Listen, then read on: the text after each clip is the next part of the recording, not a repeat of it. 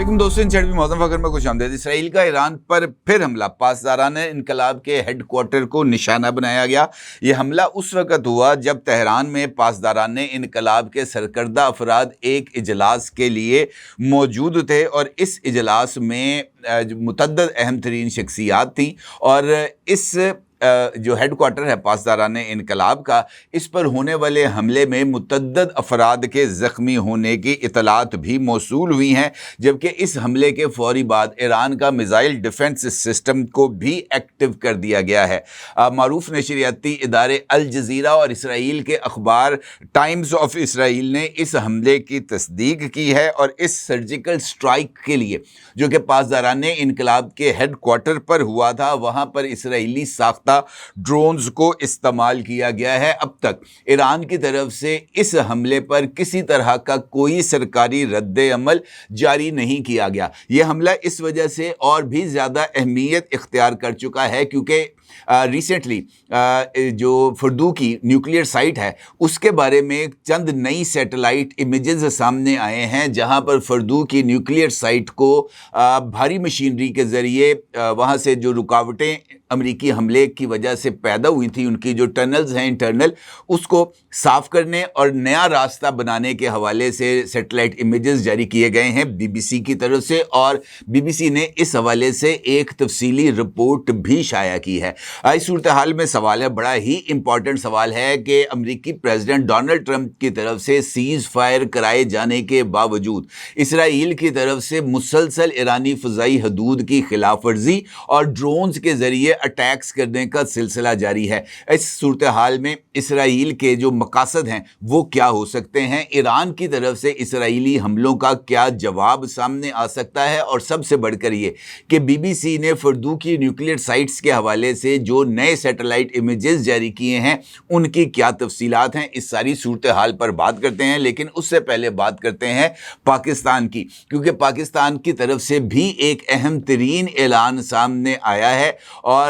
पाकिस्तान ने वाज़े तौर पर दो टोक अंदाज में इब्राहिम एकॉर्ड यानी इब्राहिम मुआहदे में शिरकत करने से इनकार कर दिया है, वो भी वाज़े और दो टोक अंदाज में। पाकिस्तान का ये कहना है कि वो किसी भी सूरत इब्राहिम एकॉर्ड का हिस्सा नहीं बनेगा और ना ही इसराइल को तस्लीम करेगा उस वक्त तक जब तक आज़ाद फ़लस्तीन का क़याम जो है वो नहीं होता, और उसके साथ साथ एक ऐसी रियासत जिसका दारुल हुकूमत यरूशलेम हो, उस वक्त तक पाकिस्तान ना तो इसराइल को तस्लीम करेगा और ना ही मुआहदा इब्राहिम में शिरकत करेगा। बहुत सारे दोस्तों ने इस हवाले से ये बात पूछी थी कि जनाब ये जो इब्राहिम एकॉर्ड है इसकी क्या तफसीलात हैं और इब्राहिम एकॉर्ड कब बना था, इसकी दीगर मालूमात। तो इस हवाले से अर्ज़ ये है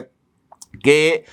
इब्राहिम मुआहदा जो है ये 2020 में मंजर आम पर आया था और इस मुआहदे का बुनियादी मकसद खित्ते में अमन और ताउन को फ़रोग देना था। इस मुआहदे के ज़रिए इस बात की गारंटी दी गई थी कि फ़लस्तीन के अंदर जो अमन व अमान है उसको बरकरार रखा जाएगा और इसराइल ना तो नई आबादकारियाँ करेगा और ना ही इसराइल की तरफ से फ़लस्तीनी जो इलाके हैं उन पर हमले किए जाएंगे। और इस यकीन दहानी के नतीजे में मुतअद्दिद अरब ममालिक, जिनमें मुत्तहिदा अरब अमारात भी शामिल है, उन्होंने ये जो मुआहदा इब्राहिमी है इसमें शिरकत करने का ऐलान किया था और इसराइल को तस्लीम किया था। मुत्तहिदा अरब अमारात के बाद सूडान और मराकश ने भी इस मुआहदे की तौसीक कर दी थी और उसके बाद ये मुआहदे के अंदर मज़ीद ममालिक को शामिल किए जाने की राह हमवार हुई थी, लेकिन उसके बाद इसराइल की तरफ से नई आबादकारियों के बायस और उसके बाद मुसलसल फ़लस्तीन पर हमलों के बाद ये जो मुआहदा है ये कतई तौर पर नाकाबिले अमल तस्वुर किया गया और फिर सऊदी अरब समेत कई मुस्लिम ममालिक ने इस मुआहदे में शिरकत करने से इनकार कर दिया। अभी recently American president Donald Trump ने एक मरतबा फिर इस बात का ऐलान किया है कि वो मुआहदा इब्राहिम को वुसअत देंगे और कई ऐसे ममालिक इस मुआहदे में शामिल होंगे जिनके बारे में सोचा भी नहीं जा सकता था। تو دو ممالک تھے جن کی طرف فوری طور پر توجہ جاتی تھی، ایک سعودی عربیہ ہے اور دوسرا پاکستان ہے۔ اب دونوں ممالک کی طرف سے واضح طور پر اس بات کا اعلان کر دیا گیا ہے کہ وہ معاہدہ ابراہیم میں شامل نہیں ہوں گے۔ اس کے ساتھ ساتھ جس طریقے سے میں نے ابھی آپ کی خدمت میں نکتہ رکھا کہ پاکستان نے واضح طور پر اس بات کا اعلان بھی کر دیا ہے، اور اس کے ساتھ ساتھ پاکستان نے اقوام متحدہ کے سیکرٹری جنرل کی رپورٹ، جو کہ سلامتی کونسل کی قرارداد 2334 یعنی قابض فلسطینی علاقوں میں اسرائیل کی غیر قانونی بستیوں سے متعلق ہے، اس پر عمل درآمد کرنے کا مطالبہ کیا ہے۔ اور پاکستان کے مستقل مندوب عاصم افتخار نے سلامتی کونسل کے اجلاس میں خطاب کرتے ہوئے اس بات کا ذکر کیا ہے کہ غزہ میں تکلیف اور صفاقی کی سطح کو حیران کن اور ناقابل برداشت ہے، اور ان کا یہ بھی کہنا تھا کہ یہ رپورٹ جو کہ اقوام متحدہ کی طرف سے جاری کی گئی ہے، اس میں اس بات کا انکشاف کیا گیا ہے کہ خاندانوں کو بار بار نقل مکانی پر مجبور کیا گیا، اور اب غزہ کی زمین کے 5ویں حصے سے بھی کم جگہ پر وہ محصور ہیں، اور یہ سمٹتی ہوئی جگہیں بھی خطرے سے دوچار ہیں، کیونکہ اسرائیل مسلسل حملے کر رہا ہے۔ ابھی کل ہی اسرائیل کی طرف سے غزہ پر ایک اور اٹیک کیا گیا، جس کے نتیجے میں مزید 80 فلسطینی جو ہیں وہ شہید ہو گئے، اور اس حوالے سے پاکستان کے مستقل مندوب عاصم افتخار صاحب کا یہ کہنا تھا کہ غزہ کی صورتحال نہ صرف تکلیف دہ ہے، بلکہ غزہ میں جو بھوک کا عالم ہے وہ بھی بہت زیادہ تکلیف دہ ہے۔ معصوم بچوں کو نہ تو دودھ میسر ہے، اور نہ ہی زخمی ہونے والے فلسطینیوں کو علاج معالجے کی سہولیات دستیاب ہیں۔ صرف مئی کے مہینے میں 6 ماہ سے 5 سال کی عمر کے 5100 سے زائد بچوں کو شدید غذائی قلت کے علاج کے لیے ہاسپٹل میں داخل کیا گیا۔ مارچ میں عارضی جنگ بندی کے خاتمے کے بعد سے اب تک 6500 سے زائد مزید جانیں ہیں جو ضائع ہو چکی ہیں بچوں کی۔ تو اس پہ آپ اندازہ لگا سکتے ہیں کہ کس حد تک غزہ میں صفاقی جاری ہے، لیکن اسرائیل ہے جس کو لگام ڈالنے کے لیے کوئی تیار نہیں ہے۔ اسرائیل اپنی من مرضی کر رہا ہے، اسرائیل اپنی دھونس جما رہا ہے، اور تکلیف دہ بات یہ ہے کہ ہم جو ہے یعنی مسلم ممالک وہ محض تقریریں کرنے سے ان کو فرصت نہیں ہے، عملی اقدامات کرنے کے لیے کوئی تیار نہیں ہے، جس کا دوسرا ثبوت اسرائیل کی مسلسل جو ہے وہ ایران پر جاریت ہے۔ ابھی ہم نے دیکھا کہ 12 دن کی جنگ ہوئی، 12 دن میں اسرائیل کی طرف سے مسلسل ایران کے اوپر اٹیک کیے گئے، اور ایران کی طرف سے بھی اس کا جواب دیا گیا۔ اس کے بعد یہ اعتراف کیا گیا پہلی مرتبہ اسرائیل کی طرف سے کہ ایرانی حملوں سے اسرائیل کو $6 بلین کا نقصان ہوا ہے، اور متعدد جو ان کے اہم مراکز تھے ان کو بھی تباہ کیا گیا۔ لیکن اسرائیل اس سے بھی سبق سیکھنے کے لیے تیار نہیں ہے، وہ مسلسل ایران کو جو ہے نا وہ ہراساں کرنے کی کوشش کر، اور ابھی ریسنٹلی یہ جو واقعہ جس کا میں نے آپ کے ساتھ ذکر کیا یہ اس کی مثال ہے۔ اس سے پہلے بھی اسرائیلی ڈرونز کی ایران کی فضائی حدود میں موجودگی کو نوٹس کیا گیا۔ ابھی کل ہی موساد کے ایجنٹوں کو تہران میں سزائے موت دی گئی، اور موساد کے ایجنٹوں کو تہران میں بلند مقام پر کھڑا کیا گیا، اور لوگوں سے کہا گیا کہ یہ ہیں وہ ایجنٹ، ان کو دیکھیں، انہوں نے اپنے ضمیروں کے سودے کیے تھے، اور ان کی وجہ سے ایران پر اٹیک کیا گیا اور ان لوگوں کو پھانسی دی گئی۔ یہ جو حملہ ہے یہ بھی میری نظر میں انہی سلسلہ کی ایک کڑی ہے، جہاں پر اسرائیل مسلسل یہ بات باور کرانے کی کوشش کر رہا ہے کہ جناب مجھ سے تگڑا اس خطے میں نہ کوئی ہے، اور نہ ہی میں اس خطے میں کسی کو جو ہے وہ عزت سے اور چین سے جینے دوں گا، اور کسی اور کو ملک کو بھی اپنے سے بڑی قوت بننے کا وہ موقع نہیں دے رہا، جو کہ سب سے زیادہ تکلیف ہے۔ اگر آپ غور کریں تو ایران کے ارد گرد یا دیگر مسلم ممالک جہاں پر مسلم حکومتیں موجود ہیں، انہوں نے اپنی سرزمین پر امریکی اڈے بنائے ہوئے ہیں، چاہے وہ قطر ہے، چاہے وہ متحدہ عرب امارات ہے، چاہے وہ سعودی عربیہ ہے، وہ تمام کے تمام ممالک نے امریکہ کو اپنے فوجی اڈے دیے ہوئے ہیں، اور فوجی اڈوں پر نہ صرف امریکہ کے جنگی جہاز موجود ہیں بلکہ امریکی فوجی بھی ہزاروں کی تعداد میں موجود ہیں۔ عراق میں بھی امریکی بیسز موجود ہیں اور وہاں پر بھی ہزاروں کی تعداد میں امریکی فوجی موجود ہیں، اور ان ممالک میں امریکی اڈے اور امریکی فوج ہی انفیکٹ اسرائیل کو انڈائریکٹ سپورٹ کر رہے ہیں، کیونکہ ان ممالک میں امریکی مداخلت اور امریکی اثر و رسوخ ان ممالک کی رسپانس کو منیمائز کرتا ہے۔ ابھی ہم نے قطر کو دیکھا جہاں پر ایران کی طرف سے اٹیک کیا گیا العدید ایئر بیس پر، اور قطر بھی ان مسلم ممالک میں شامل تھا جنہوں نے اسرائیل کے حملوں کی مذمت بھی کی تھی، اور انہوں نے اقوام متحدہ اور سلامتی کونسل OIC میں ایران کے حق میں انہوں نے ووٹ بھی کیا تھا۔ لیکن ایسی صورتحال میں جہاں پر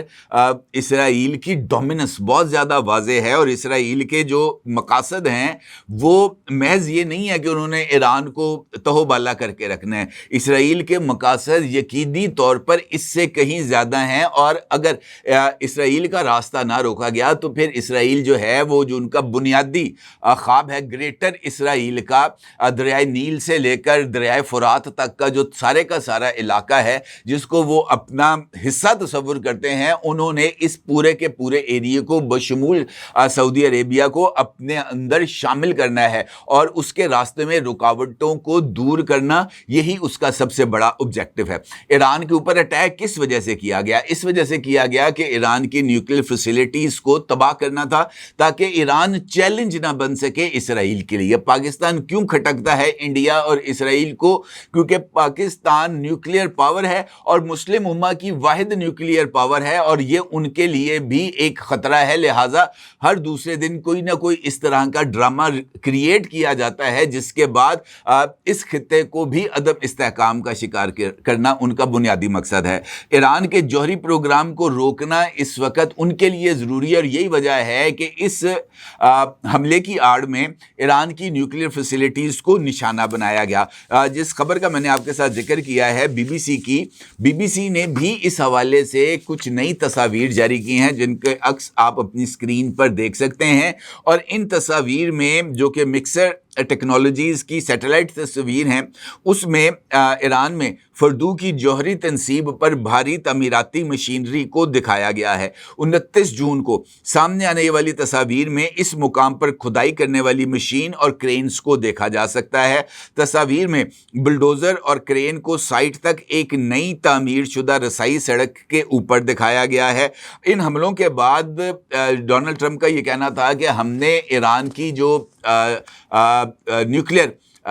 کیپیسٹیز ہیں اس کو ہم نے منیمائز بھی کیا ہے اور ان کو کئی سال پیچھے دھکیل دیا ہے۔ یہ کا کہنا ہے کہ ایران کی یہ جو طاقت ہے وہ اگرچہ کمزور ضرور ہوئی ہے لیکن مکمل طور پر ختم نہیں ہوئی۔ اس کے ساتھ ساتھ جو 22 جون کو تصاویر سامنے آئی تھیں فردو کی نیوکلیئر سائٹ کے حوالے سے، وہاں پر 3 بڑے بڑے گڑھے نظر آ رہے تھے جو بنکر بسٹر بمز کو یہاں پر لینڈ کرنے کا اشارہ دیتے ہیں، اور امریکن وزیر دفاع نے بھی یہ جو بنکر بسٹر بم گرائے جانے کی ایک مختصر سی ویڈیو بھی جاری کی تھی پینٹاگن میں جب انہوں نے اپنی پریس بریفنگ دی تھی۔ اسی طرح یہ جو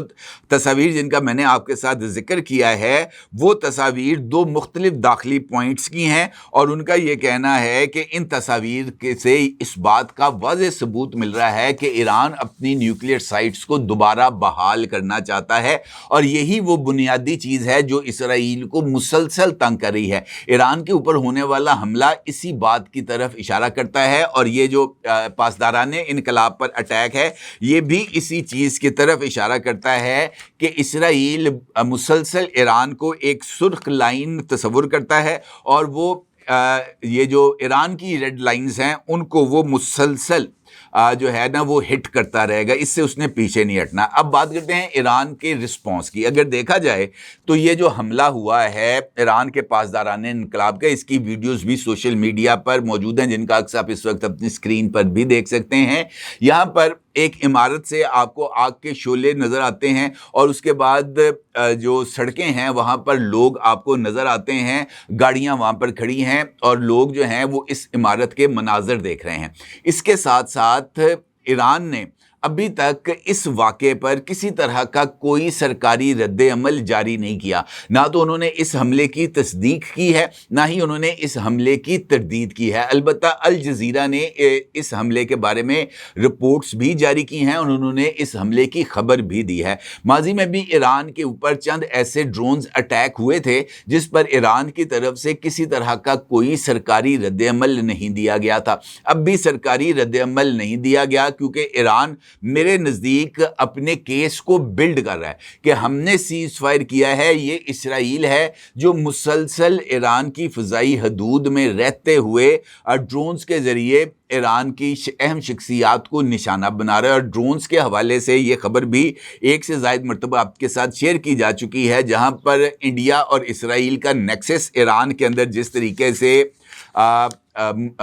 جو ہے وہ اپنی سرگرمیاں جاری رکھے ہوئے ہے، یہ اسی بات کی طرف اشارہ ہے کہ نہ صرف ڈرونز بڑی تعداد میں اسرائیلی وہ ایران میں موجود ہیں بلکہ ان کے آپریٹرز بھی ایران میں موجود ہیں، جس کی وجہ سے یہ جو مسلسل واقعات ہیں یہ ہو رہے ہیں. اور ان واقعات کے اوپر ایران کی طرف سے میرا خیال ہے کہ ایک مرتبہ رد عمل آئے گا اور وہ رد عمل سخت ہوگا. ایران کی قیادت بھی اس وقت یکسو ہے کہ وہ اپنی صفوں میں موجود کالی بھیڑوں کو تلاش کریں، اور اس حوالے سے جو آپریشن ہے وہ جاری ہے. کل بھی اس حوالے سے ایک ویڈیو میں نے آپ کے ساتھ شیئر کی تھی جس میں ایران کے پاسداران انقلاب ایک کمپاؤنڈ میں داخل ہوتے ہیں اور وہاں پر انڈینز اور افغانیوں کو گرفتار کرتے ہیں جو یہ ڈرونز ہی بنا رہے ہیں. تو اس کا مطلب یہ ہے کہ ایران کے اندر اس طرح کی لیکیج موجود ہے، اور اس لیکیج کا خاتمہ کیے بغیر ایران جو ہے وہ اسرائیلی حملوں کو پراپرلی اس کا سدباب نہیں کر سکتا. یہ حملہ یقینی طور پر قابل مذمت بھی ہے اور اس کے اوپر انٹرنیشنل فورمز پر آواز بھی اٹھائی جانی چاہیے. اپنی رائے کو ضرور اظہار کیجیے گا. آپ کا بہت شکریہ. اللہ حافظ.